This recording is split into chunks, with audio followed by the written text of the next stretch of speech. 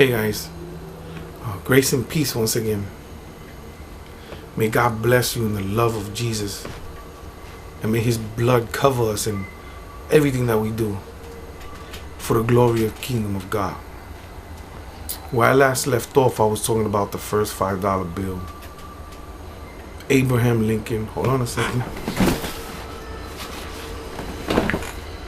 And how a $5 bill in Revelation back in like 2004 came to pass, and I see 2008. Now we're going to talk about the second $5 bill, but I want to focus one particular thought on this. Joseph interpreted a dream that Pharaoh had, but both symbols were those of nature: the corn, the seven ears of corn, and the 7 cows. These symbols that were given, that were revealed to me by the Spirit of God, are not symbols of nature. These are symbols of man. Sad to say, but the truth.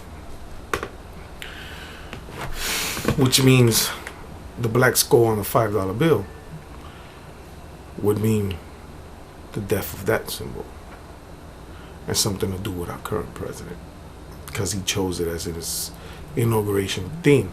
And like I said before, it would be between the years of 2008 to 2013 that these things will come to pass. Now, we already saw that. Great. Whoop-de-doo. So what are you talking about, Louis? You probably made this all up, right? Now we're going to talk about 2013 to 2017, which is now, between now and what is to come, and beyond that. The second $5 bill, the hand of God touched the first one, revealed the skull, then moved, drew my attention to the second one, but never touched it.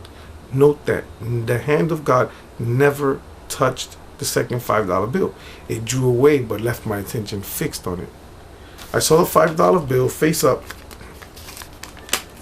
and I don't have one here, and I'm glad I don't. And there was a divining glass moving about it from a Ouija board. On the first interpretation, for those of you who've seen the MySpace blog, with its misspellings and mistakes and everything, because I'm not perfect,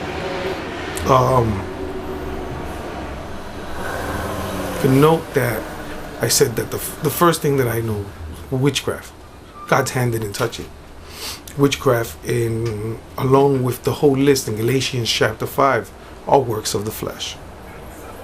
Okay, and I had stated that I believe that there's witchcraft at work or at the root of our foundation, or it represents the power of the power, meaning the spiritual force pushing these people to do these things. And now I want to make a distinction and a line here so I don't confuse nobody, because for Sister For Real Me Too, I mentioned that it could be a little confusing, or not confusing, but she said, trying to piece it all together. So here's the line.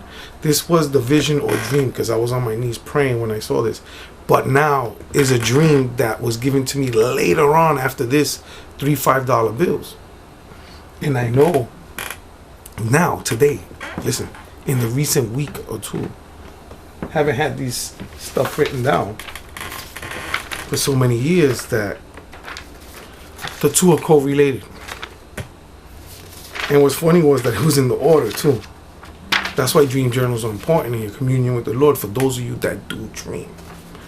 Okay? Matter of fact, I'm not even going to read it.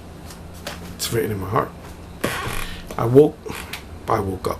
I was walking through a prison in which I was, at that time, an inmate of. I was walking through the hallway. going to my co-pastors. Boom. And each step I took caused the earth to tremble. I'm going to give you a quick interpretation.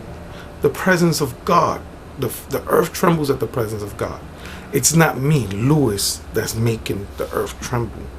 It is He that is greater, that is inside of me. Okay? That's greater than He that is in the world, that's causing the earth to tremble. It has nothing to do with Lewis. Sometimes He allows us to see it that way so that we may know that it's Him. Okay? It's the Spirit of God within us. I went in the room and sat down in a place where my co-pastor used to look out to the street and contemplate what was around, the beauty of the mountains and nature. I sat there to contemplate what I saw. I saw broken streets from the earthquakes. Note this, earthquakes, 5 are first between 2013 and 2018. Okay? 2013 and 2018. Imprisonment comes after earthquakes are revealed on the earth. Okay? Now, I'm sure of these things. And if my words fall, then it makes me a liar. But I'm just blowing my trumpet to let you guys know. I don't want you guys to be afraid or nothing.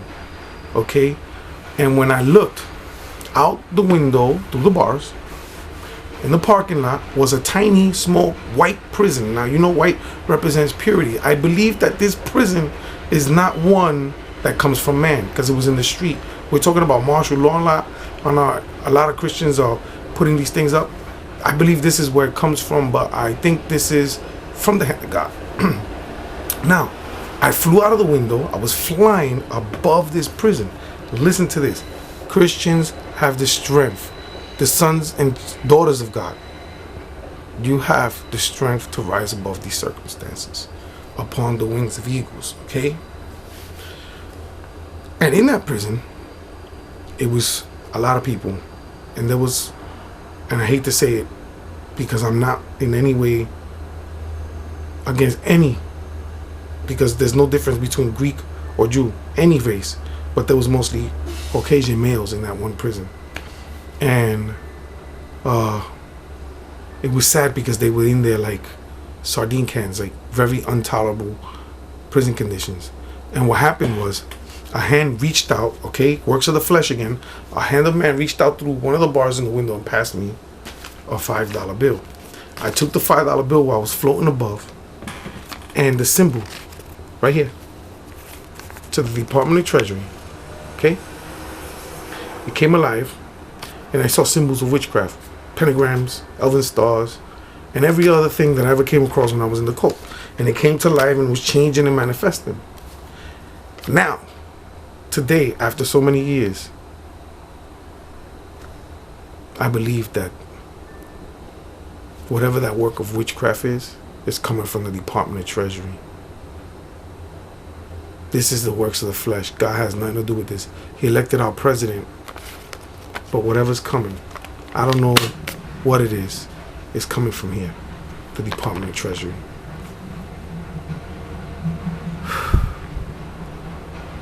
God help us. We got to get ready. God bless you.